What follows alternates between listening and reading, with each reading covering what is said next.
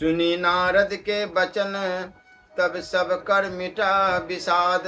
क्षण महु व्यापउ सकल पुर घर घर यह संवाद। तब नारद के वचन सुनकर सबका विषाद मिट गया और क्षण भर में यह समाचार सारे नगर में घर घर फैल गया। तब मैना हिमबंतु आनंदे पुनि पुनि पार्वती पद बंदे।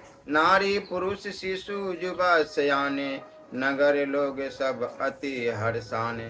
तब मैना और हिमबान आनंद में मगन हो गए और उन्होंने बार बार पार्वती जी की चरणों की वंदना की। स्त्री पुरुष बालक युवा और वृद्ध नगर के सभी लोग बहुत प्रसन्न हुए। लगे होनपुर मंगल गाना सजे सभी हाटक घटनाना। भांति अनेक भई जेब नारा सुप शास्त्र जस कछु व्यवहारा। नगर में मंगल गीत गाए जाने लगे और सबने भांति भांति के स्वर्ण के कलश सजाए। पाक शास्त्र में जैसी रीति है उसके अनुसार अनेक भांति की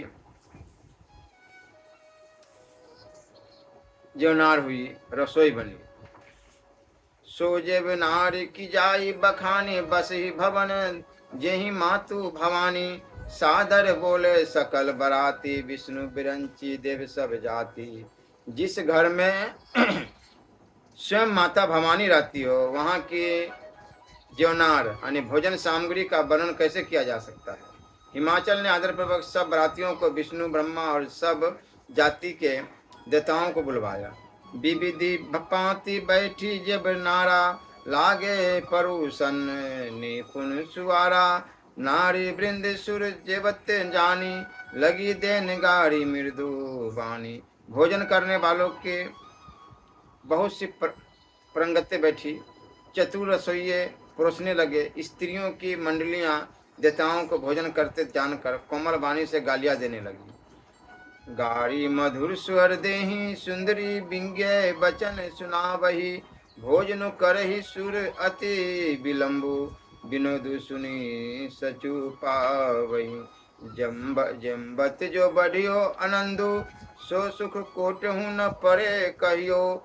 अचबाई दिने पान गवने बास जहाँ जाको रहियो। जब सुंदरी स्त्रियां मीठे स्वर में गालियां देने लगी और व्यंग्य भरे वचन सुनाने लगे, देवगण विनोद सुनकर बहुत सुख अनुभव करते हैं, इसलिए भोजन करने में बड़ी देर लगा रहे हैं।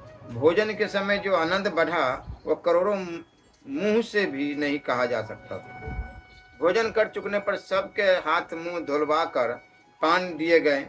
फिर जब सब लोग जो जो जहाँ ठहरे थे वहां चले गए।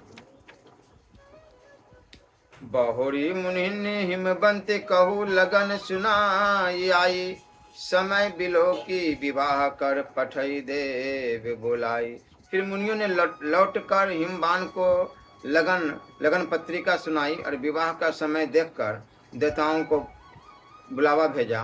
बोली सकल सुर सादर लिन्हे सभी यथोचित आसन दिन है। वेदी वेद विधान संबारी सुभग सुमंगल गावहि नारी। सब देवताओं को आदर सहित बुलवा लिया और सबको यथा योग्य आसन दिए। वेद की रीति से वेदी सजाई गई और स्त्रियां सुंदर श्रेष्ठ मंगल गीत गाने लगी।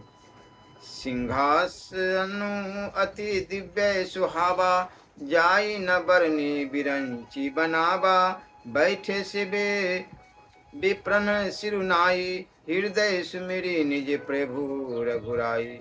वेदिका पर एक अत्यंत सुंदर दिव्य सिंहासन था जिसकी सुंदरता का वर्णन नहीं किया जा सकता क्योंकि वह स्वयं ब्रह्मा जी का बनाया हुआ था। ब्राह्मणों को सिर नवाकर और हृदय से अपने स्वामी श्री रघुनाथ जी का स्मरण करके शिव जी उस सिंहासन पर बैठ गए।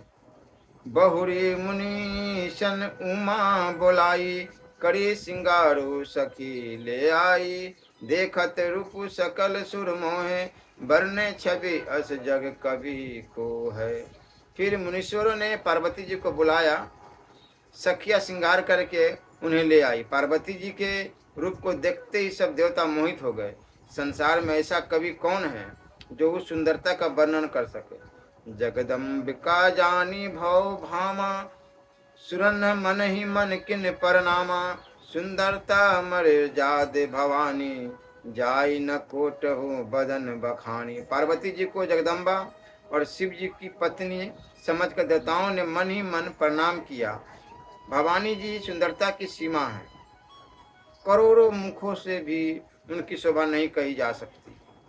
कोटहु बदन नहीं बने बर नत्य, जग जननी शोभा महा, संकुचित ही कहत श्रुति विशेष, शारद मंदमती तुलसी कहाँ।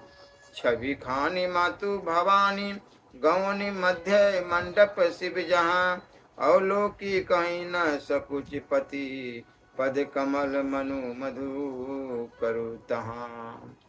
जगत जननी पार्वती जी की महान शोभा का वर्णन करोड़ों मुखों से भी करते नहीं बनता।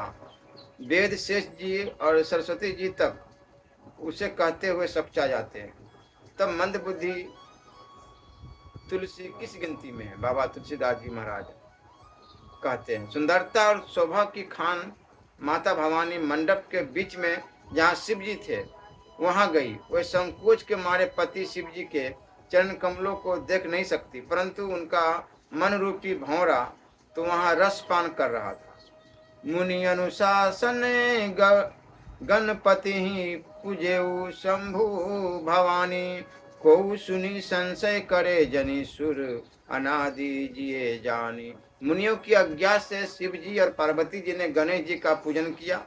मन में देवताओं को अनादि समझकर कोई इस बात को सुनकर शंका न करे कि गणेश जी तो शिव पार्वती के संतान हैं, अभी विवाह से पूर्व ही वे कहाँ से आ गए। जैसी विवाह के विधि श्रुति गाई, महामुनि सो सब करवाई, गही गिरिश कुश कन्या पानी, भवई समर्पी जानी भवानी। वेदों में विवाह की जैसी रीति कही गई है, महामुनियों ने वह सभी रीति करवाई। पर्वतराज हिमाचल ने हाथ में कुश लेकर तथा कन्या का हाथ पकड़कर उन्हें भवानी शिव पत्नी जानकर शिव जी को समर्पण किया। पानी ग्रहण जब किन महेशा, हिये हर्षे तब सकल सुरेशा, वेद मंत्र मुनि बर उचरही, जय जय जय जय शंकर सुर करही। जब महेश्वर शिव जी ने पार्वती का पानी ग्रहण किया, तब इंद्रादि देव सब देवता हृदय में बड़े ही हर्षित हुए। श्रेष्ठ मुनिगण वेद मंत्रों का उच्चारण करने लगे और देवगण शिव जी का जय जयकार करने लगे। बाजहि बाजन विविधि विधाना, सुमन बिष्टि नभ भय विधि नाना, हर गिरजा कर भयो विवाहु, सकल भुवन भरि रहा उछाऊं। अनेकों प्रकार के बाजे बजने लगे, आकाश से नाना प्रकार के फूलों की वर्षा हुई। शिव पार्वती का विवाह हो गया, सारे ब्रह्मांड में आनंद भर गया। दासी दास तुरग रथ गाना नागा, धेनु बसन मणि वस्तु विभागा, अन्न कनक भाजन भरी जाना, दाई दिन न जाई बखाना। दासी दास रथ घोड़े हाथी गाय वस्त्र और मणि यदि अनेक प्रकार की चीजें अन्न तथा सोने के बर्तन गाड़ियों में लदवाकर दहेज में दिए, जिनका वर्णन नहीं हो सकता। दाज दियो बहु भांति पुनि कर जोड़ी, हिमे भूधर कहो, का देव पूरन काम शंकर चरण पंकज गही रहो। शिव कृपा सागर ससुर कर संतोषी सब भांत ही कियो, पुनि गहे पद पाथोजे मैना, प्रेम परिपूरन हियो। बहुत प्रकार का दहेज देकर फिर हाथ जोड़कर हिमाचल ने कहा, हे शंकर आप पूर्ण काम है, मैं आपको क्या दे सकता हूँ। इतना कहकर वे शिव जी के चरण कमल पकड़ कर रह गए। तब कृपा के सागर शिव जी ने अपने ससुर का सभी प्रकार से समाधान किया। फिर प्रेम से परिपूर्ण हृदय मैना जी ने शिव जी के चरण कमल पकड़े और कहा, नाथ उमा मम प्राण सम ग्रह की क्री करहु, क्षमेहु सकल अपराध अब कोई प्रसन्न बरु देहु। हे नाथ, यह उमा मुझे मेरे प्राणों के समान प्यारी है, आप इसे अपने घर की टहलनी बनाइएगा और इसके सब अपराधों को क्षमा करते रहिएगा। अब प्रसन्न होकर मुझे यही वर दीजिए। बहु विधि शंभु सासु समुझाई, गवनी भवन चरण सिरुनाई। जननी उमा बोली तब लिन्ही, ले उछंग सुंदर सिकदिन्ही। शिव जी ने बहुत तरह से अपने सास को समझाया, तब वह शिव जी के चरणों में सिर नवाकर घर गई। फिर माता ने पार्वती को बुला लिया और गोद में बिठाकर यह सुंदर सीख दी। करहु सदा शंकर पद पूजा, नारी धर्म पति देव न दूजा। बचन कहत भरे लोचन बारी, बहुरी लाई उर्लिनी कुमारी। हे पार्वती, तू सदा शिव जी के चरण की पूजा करना। नारियों का यही धर्म है, उनके लिए पति ही देवता है और कोई देवता नहीं है। इस प्रकार की बातें कहते कहते उनकी आंखों में आंसू भर आए और उन्होंने कन्या को छाती से चिपटा लिया। कत विधि सूरजी नारी जग माही, पराधीन सपने हूँ सुख नाही। भय अति प्रेम विकल महतारी, धीरजु कन्हे कुसमय विचारी। फिर बोली कि विधाता ने जगत में स्त्री जाति को क्यों पैदा किया, पराधीन को सपने में भी सुख नहीं मिलता। यूँ कहते हुए माता प्रेम में अत्यंत विकल हो गई, परंतु कुछ समय जानकर, दुख करने का अवसर न जानकर उन्होंने धीरज धरा। पुनि पुनि मिलती परती गही चरना, परम प्रेम कछु जाई न भरना। सब नारिन मिली भेटी भवानी, जाई जन्य उर पुनि लपटानी। मैना बार बार मिलती और पार्वती के चरणों को पकड़ कर गिर पड़ती है। बड़ा ही प्रेम है, कुछ वर्णन नहीं किया जाता। भवानी सब स्त्रियों से मिल भेंट कर फिर अपनी माता के हृदय से जा लिपटती है। जननी ही बहुरी मिली, चली उचित असीम सब काहू दई। फिरी फिरी बिलो कति मातु, तन तब सकीले शिव पही गई। आजाचक सकल संतोषी, शंकरु उमा सहित भवन चले।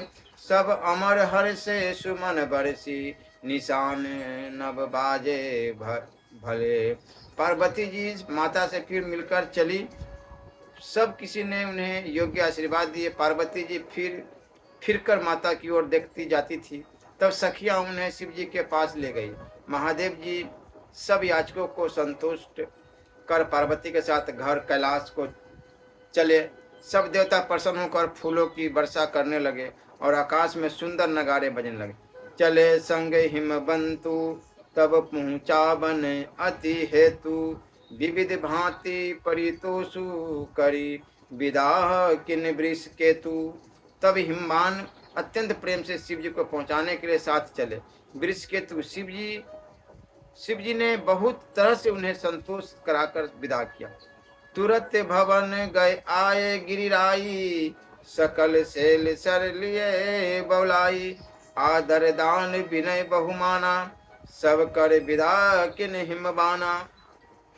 पर्वतराज हिमाचल तुरंत घर आए और उन्होंने सब पार्वती और सरोवरों को बुलवाया।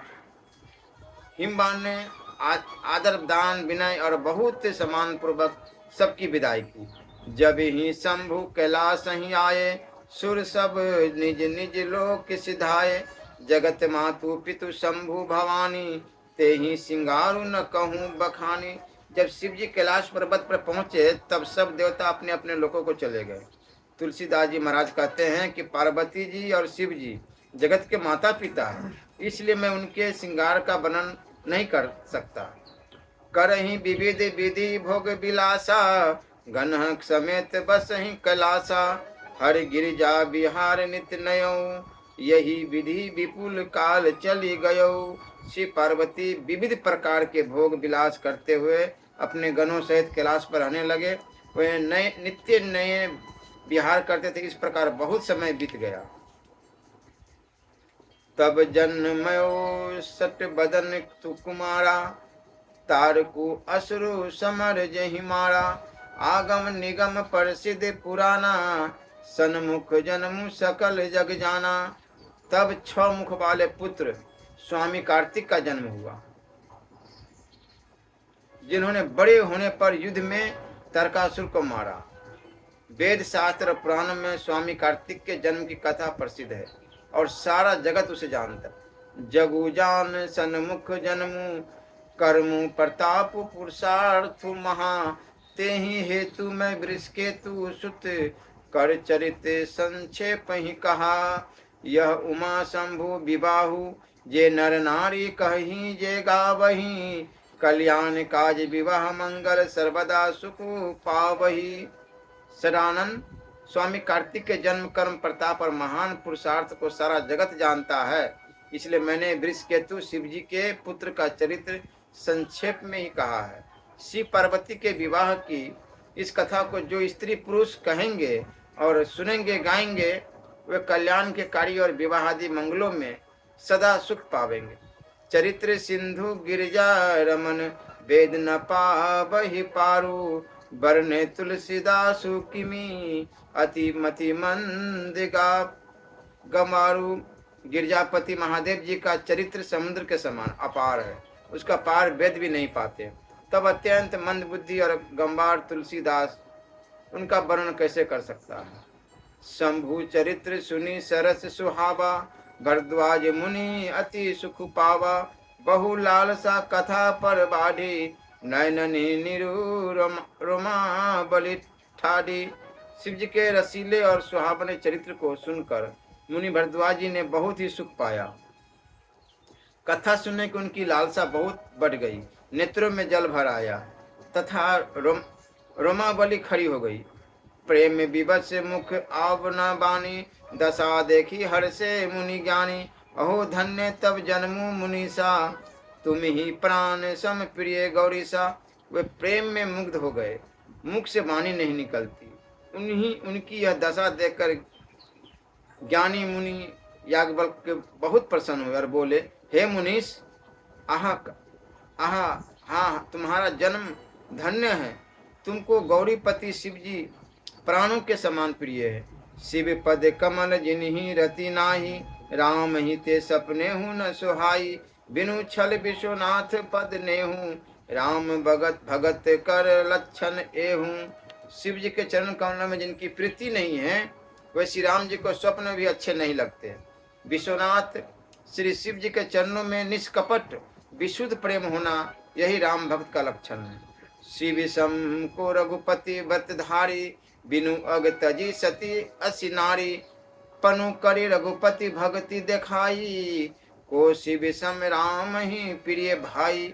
शिव जी के समान रघुनाथ जी की भक्ति का व्रत धारण करने वाला कौन है, जिन्होंने बिना ही पाप के सती जैसी स्त्री को त्याग दिया और प्रतिज्ञा करके श्री रघुनाथ जी की भक्ति को दिखा दिया। हे भाई, श्री रामचंद्र जी को शिव जी के समान और कौन प्यारा है।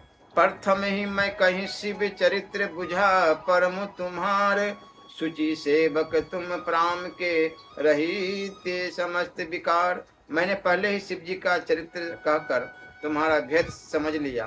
तुम श्री रामचंद्र जी के पवित्र सेवक हो और समस्त दोषों से रहित हो। मैं जाना तुम्हार गुणशीला कहूँ सुनूँ अब रघुपति लीला। सुनु मुनि आजु समागम तोरे कहीं न जाई जैसे सुख मन मोरे। मैं तुम्हारा गुण और शील मान लिया, अब मैं श्री रघुनाथ जी की लीला कहता हूँ, सुनो। हे मुनि सुनो, आज तुम्हारे मिलने से मेरे मन में जो आनंद हुआ है वह कहाँ नहीं जा सकता। रामचरित अति अमित मुनिसा कहीं न सकहीं सतकोटि अहिसा। तदपि जथा श्रुत कहूँ बखानी सुमरी गिरापति प्रभु धनुपानी। हे मुनीश्वर, रामचरित अत्यंत अपार है, 100 करोड़ शेष जी भी उसे नहीं कह सकते। तथापि जैसा मैंने सुना है वैसा वाणी के द्वारा वाणी के स्वामी प्रेरक और हाथ में धनुष लिए हुए प्रभु श्री रामचंद्र जी का स्मरण करके कहता हूँ। शारद दारुनारी सम स्वामी रामो सूत्रधर अंतर्जामी। जहीं पर कृपा करहि जनु जानी कवि उर अजिर रचा वही बानी। सरस्वती जी कठपुतली के समान है और अंतर्यामी स्वामी श्री रामचंद्र जी सूत पकड़कर कठपुतली को नचाने वाले सूत्रधार अपना भक्त जानकर जिस कवि पर वे कृपा करते उसके हृदय रूपी आंगन में सरस्वती को वे नचाया करते। प्रणबौ सो कृपाल रघुनाथा बरनो विशद तासु गुण गाथा परम रम्य गिरिवरु कैलासु, सदा जहाँ शिव उमा निवासु। उन्हीं कृपालु श्री रघुनाथ जी को मैं प्रणाम करता हूँ और उन्हीं के निर्मल निगुणों की कथा कहता हूँ। कैलाश पर्वतों में श्रेष्ठ और बहुत ही रमणीय है, जहाँ शिव पार्वती जी सदा निवास करते हैं। सिद्धि तपोधन जोगी जन सुर किन्नर मुनि वृंद, बस ही तहाँ सुकृति सकल से भी शिव सुख कंद। सिद्ध तपस्वी योगी जन देवता किन्नर और मुनियों के समूह इस पर्वत पर आते हैं। वो सब बड़े बड़े पुण्यात्मा हैं और अनंत कंद श्री महादेव जी की सेवा करते हैं। हरि हरि विमुख धर्म रति नाही, ते नर तह सपने हूँ नहीं जाही।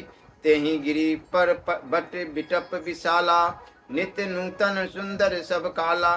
जो भगवान विष्णु और महादेव जी से विमुख है और जिनकी धर्म में प्रीति नहीं है, वो लोग स्वप्न में भी वहाँ नहीं जा सकते। उस पर्वत पर एक विशाल बरगद का पेड़ है जो नित्य नवीन और सब काल छहों ऋतुओं में सुंदर रहता है। त्रिविध समीर सुशीतली छाया, शिव विश्राम बटप श्रुति गाया। एक बार ते ही तर प्रभु गयऊ, तरु विलोक उर अति सुख भयऊ। वहाँ तीनों प्रकार की शीतल मंद और सुगंध वायु बहती रहती है और उसकी छाया बड़ी ठंडी लगती है। वह शिव जी के विश्राम करने का वृक्ष है जिसे वेदों ने गाया है। एक बार प्रभु श्री शिव जी उस वृक्ष के नीचे गए और उसे देखकर उनके हृदय में बड़ा बहुत आनंद हुआ। निज कर दासी नागर पूछाला, बैठे सहज ही शंभु कृपाला। कुंद हिंदू दर गौर शरीरा, भुज पर लंब परिधन मुनि चीरा। अपने हाथ से बाघंबर बिछाकर कृपालु शिव जी स्वभाव से ही बिना किसी खास प्रयोजन के वहां बैठ गए। कुंद के पुष्प, चंद्रमा और शंख के समान उनका गौर शरीर था। बड़ी लंबी भुजाएं थी और वे मुनियों से वलकल बस धारण किए हुए थे। तरुण अरुण अंबुज समचरना, नख दुति भगत हृदय तम करना। भुजग भूति भूषण त्रिपुरारी, आननु शरद चंद छवि हारी। उनके चरण नए पूर्ण रूप से खिले हुए लाल कमल के समान थे। नखों की ज्योति भक्तों के हृदय का अंधकार हरने वाली थी।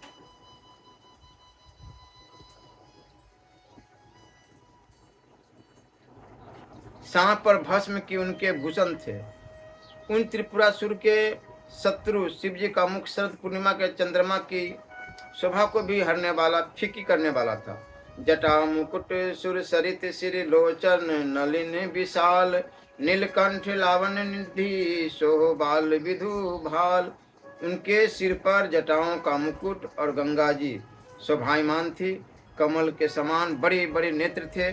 उनका नीलकंठ था और सुंदरता के भंडार थे। उनके मस्तक पर द्वितीया का चंद्रमा शोभित था।